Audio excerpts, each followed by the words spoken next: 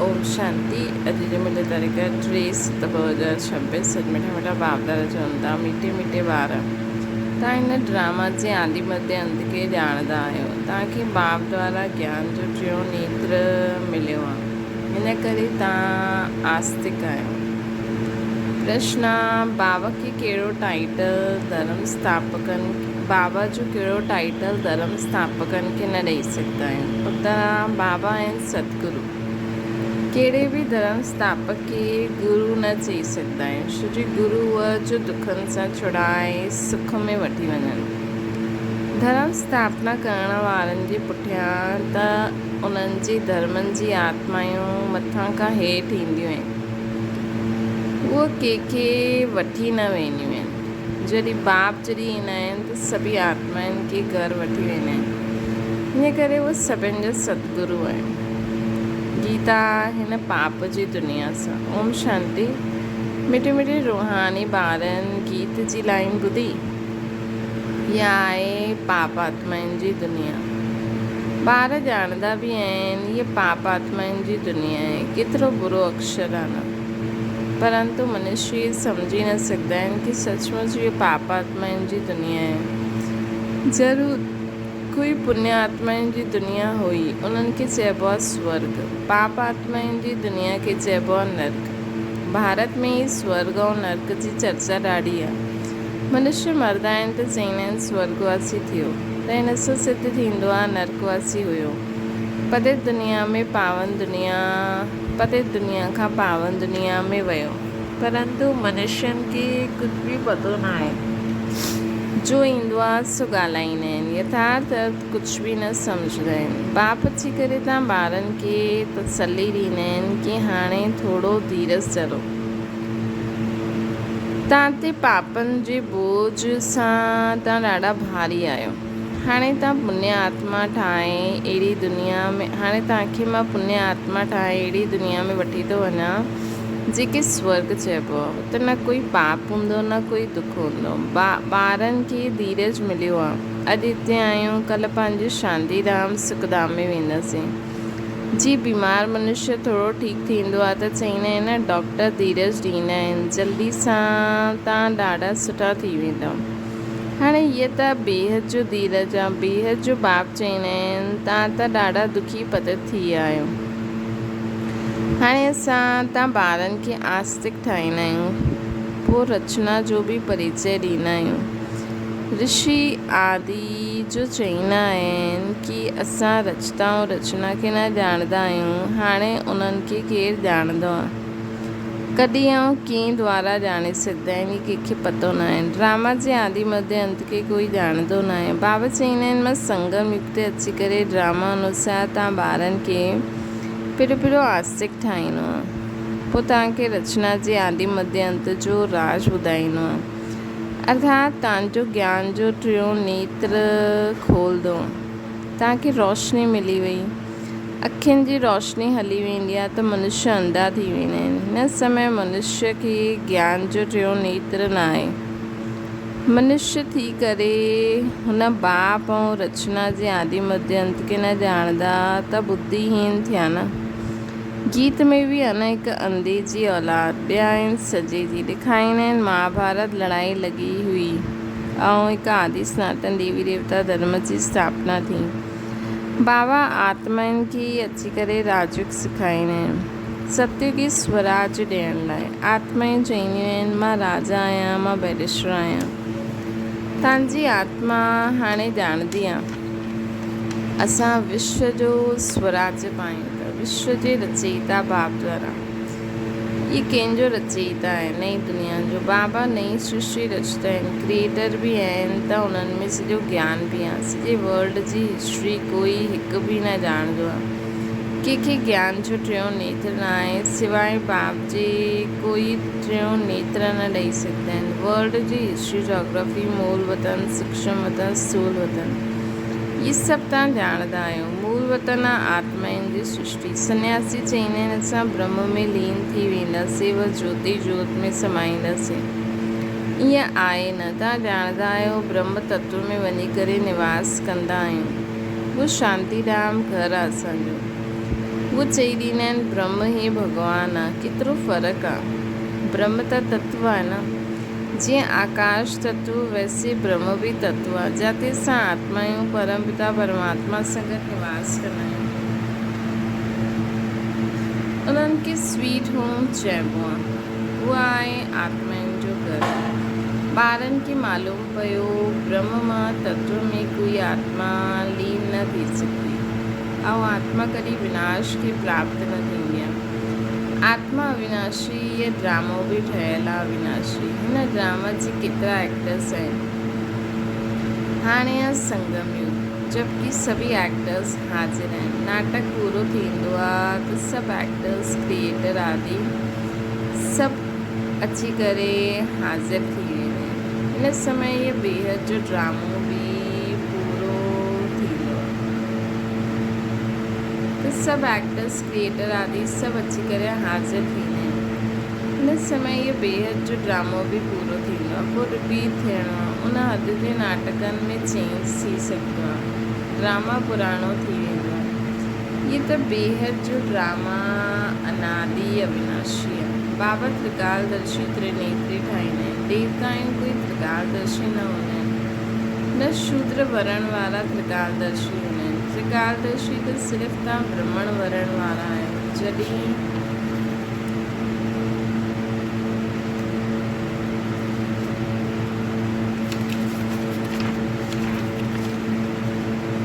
जेसि ताईं ब्राह्मण न ठहे, तेसि ताईं टियों नेत्र जो ज्ञान न मिली सघे। तव्हां ॼाणदे आदि मध्य अंत के सभी धर्मनि खे ॼाणंदा आहियो।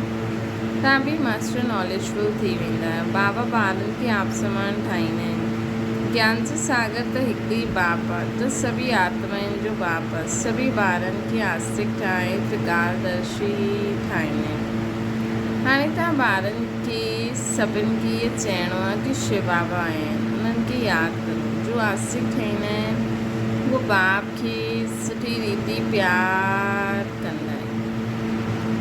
तव्हांजे मथां बाप जो बि प्यार आहे। तव्हांखे स्वर्ग जो वरसो ॾींदा आहिनि। गायल बि आहे न, विनाश काले विपरीत बुद्धि विनशन्ति, विनाश काले प्रीत बुद्धि विजयन्ति। गीता में कोई अक्षर सच्चा है।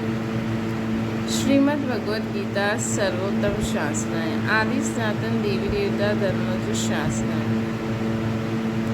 ये भी समझाया हुआ मुख्य धर्म शास्त्र ही 4 आहिनि। जो ॿिया धर्म वारा आहिनि उहे ईंदा ई आहिनि सिर्फ़ु पंहिंजे धर्म जी स्थापना करणु। राजे आदि जी ते ॻाल्हि न आहे। उन्हनि खे गुरु बि न चई सघंदा आहिनि। गुरु जो कमी आहे वापसि वठी वञण लाइ। इब्राहिम बौद्धिक क्राइस्ट आदि त ईंदा आहिनि, पोइ उन्हनि जे पिछाड़ी उन्हनि जी वंशावली ईंदी आहे। गुरु उहा जो दुख सां छुड़ाए सुख में वठी हले। उहो त सिर्फ़ु धर्म स्थापना करणु ईंदा आहिनि। हिते त ॾाढनि खे गुरु चई ॾींदा आहिनि। ब्रह्मा विष्णु शंकर खे बि गुरु न चई सघंदा आहिनि। तो शिव बाबा ही सर्व जो सदगति दाता है। पुकारदा भी हिकु राम खे आहिनि। शिव बाबा खे बि राम चईंदा आहिनि। ॾाढी भाषायूं आहिनि जो नाम बि ॾाढा रखिया आहिनि। असुल नाम शिव आहे। उन्हनि खे सोमनाथ बि चईंदा आहिनि।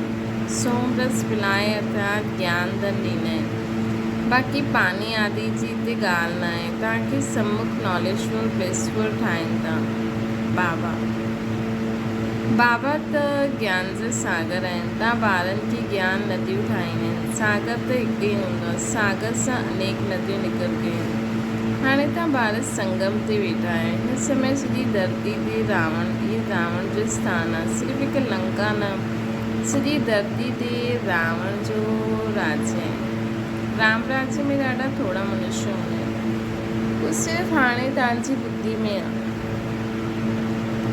बाबा सम्झायो आहे मां 3 धर्मनि जी स्थापना कंदो। ब्राह्मण, देवता, क्षत्रिय। पोइ वैश्य शूद्र वरण में ॿिया सभी अची करे पंहिंजो धर्म स्थापना कंदा आहिनि। अनेक धर्मनि जो विनाश बि कराईंदा आहिनि।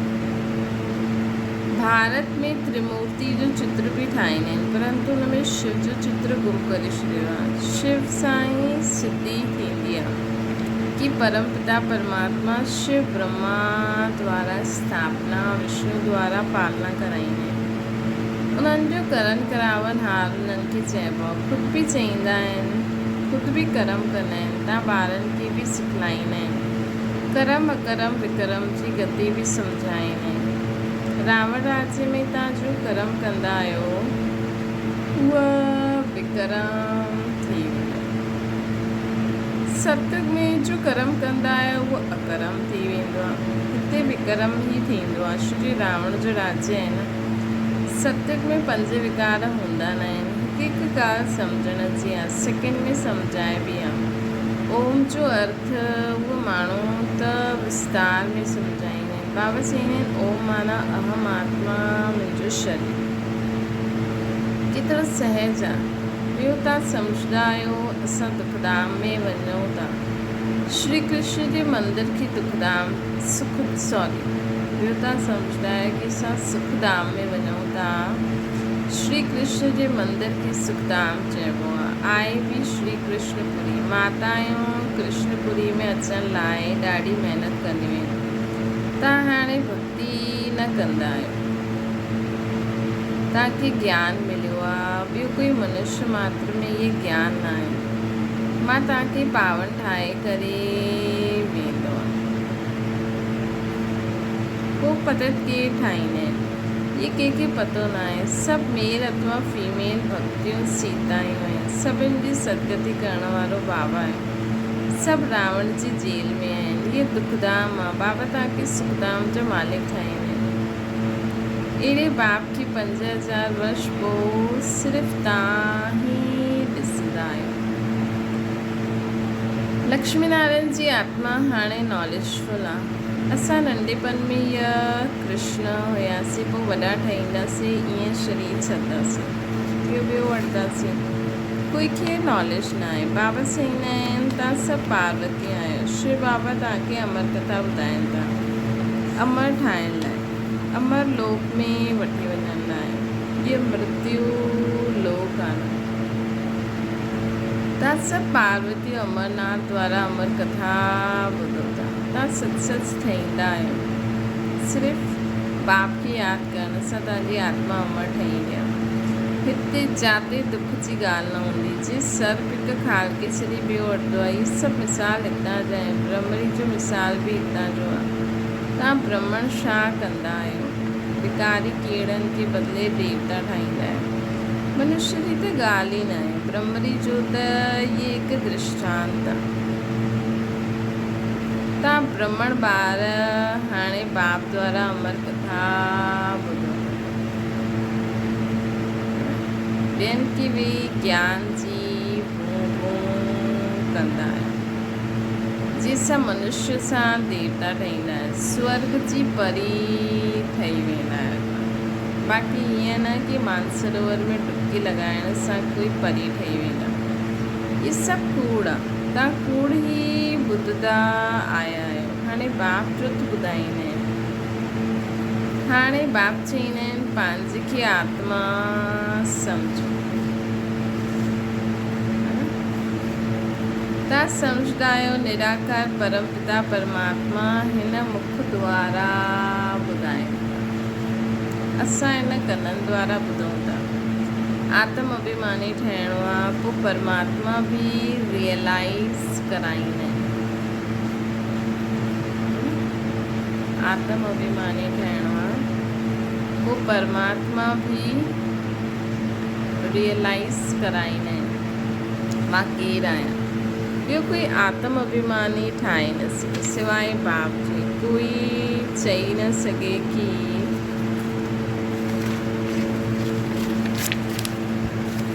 तव्हां आत्म अभिमानी ठहो। शिव जयंती बि मल्हाईंदा आहिनि, परंतु हुननि जी जयंती कीअं इहे न ॼाणंदा आहिनि। बाबा ई ख़ुदि अची करे सम्झाईंदा आहिनि। मां साधारण बूढ़े तन में प्रवेश कंदो आहियां, न त ब्रह्मा ईंदा काथां, पर तन ई खपे न। सूक्ष्म वतन वासी ब्रह्मा में विराजमान थी करे त ब्रह्मण न रचंदा न। चईंदा आहिनि मां पतित शरीर पतित दुनिया में ईंदो आहे। गायल बि आहे ब्रह्मा द्वारा स्थापना। पोइ जंहिंजी स्थापना कंदा आहिनि जो ये ज्ञान पाईंदा आहिनि उहो वञी देवता ठहींदा आहिनि। मनुष्य ब्रह्मा जा चित्र ॾिसी करे मुंझी वेंदा आहिनि, चईंदा आहिनि इहे दादा जो चित्र आहे न, प्रजापिता ब्रह्मा त ज़रूरु हिते ईंदा न। सूक्ष्म बदन में कीअं प्रजा रचंदा, प्रजापिता जा ॿार हज़ारों ब्रह्म कुमार कुमारियूं आहिनि, कूड़ थोड़ी हूंदी। ये शिव बाबा द्वारा वर्षों पाइनि था। तव्हां ॿारनि खे सम्झाइबो आहे उहो व्यक्त ब्रह्मा प्रजापिता तो साकार में खपे न।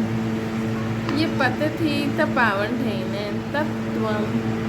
अच्छा, वीडियो में ॾिसी के लॻे ॿारनि प्रति माता बाप दादा जो यादि प्यार ऐं गुड मॉर्निंग। रूहानी बाप जैसे सभिनि रूहानी ॿारनि खे नमस्ते। असांजी बि रूहानी माता बाप दादा खे यादि प्यार गुड मॉर्निंग और नमस्ते। दाना जे लाइ मुख़्तसार आत्म अभिमानी ठही करे हिन कननि द्वारा अमर कथा ॿुधणी आहे। ज्ञान जी बूबू करे आपसमान ठाहिण जी सेवा में रहणो। ॿियो आहे बाप समान नॉलेजफुल ब्लेसफुल ठहिणो आहे। सोम रस पीअणो ऐं पीआरणो। वरदाना माया जी विघ्ननि खे खेल जे समान अनुभव करण वारा मास्टर विश्व निर्माता ठहो। जीअं कोई बुजुर्ग जे अॻियां नंढो ॿारु पंहिंजे बचपन जे अलबेलापन जे कारण कुझु बि ॻाल्हाए छॾंदा आहिनि, कोई अहिड़ो कर्तव्य बि करे छॾंदा आहिनि त बुजुर्ग माण्हू सम्झंदा आहिनि इहे निर्दोष अंजान नंढा ॿार आहिनि, कोई असर न थींदो। ईअं ई जॾहिं तव्हां पंहिंजे मास्टर विश्व निर्माता सम्झी करे वेहींदव त इहे माया जे विघ्न ॿारनि जे खेल समान लॻंदा। माया कहिड़ी बि आत्मा द्वारा समस्या विघ्न व परीक्षा ठही करे अची वेंदी। माया मतिलबु कोई बि स्वभाव संस्कार, कोई बि कुझु बि ॻाल्हि कंहिं बि माण्हू द्वारा तव्हां ते वार करे सघंदो आहे। लेकिन असां ख़ुदि खे पूर्वज सम्झो, विश्व नव निर्माता सम्झो, मास्टर गॉड सम्झो, ख़ुदि खे हमेशह वॾो सम्झो त नंढी नंढी ॻाल्हियूं लॻंदियूं त उन में घबराईंदा न, लेकिन उन्हनि खे निर्दोष सम्झी करे माफ़ करे छॾंदा।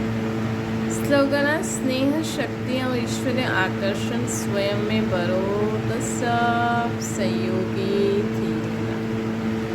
अव्यक्त इशारो स्नेह शक्ति ऐं ईश्वरीय आकर्षण। अव्यक्त इशारो सभी ज्वालामुखी ठही आसरी संस्कार आसी स्वभाव सब कुछ भस्म करो। आसरी संस्कार स्वभाव खे भस्म करो। जीअं देवियुनि जी यादगार में ॾेखारींदा आहिनि न कि ज्वाला सां असुरनि जो संहार कयूं। आसरी को असुर कोई व्यक्ति न आहे, लेकिन आसरी शक्तियुनि खे ख़तमु कयूं। हीअ हाणे तव्हांजी ज्वाला स्वरूप स्थिति जो यादगार आहे। हाणे अहिड़े योग जी ज्वाला प्रज्वलित करो जंहिंसां कलयुगी संसार चली करे भस्म थी। अच्छा, ओम शांति। बाबा खे यादि करो।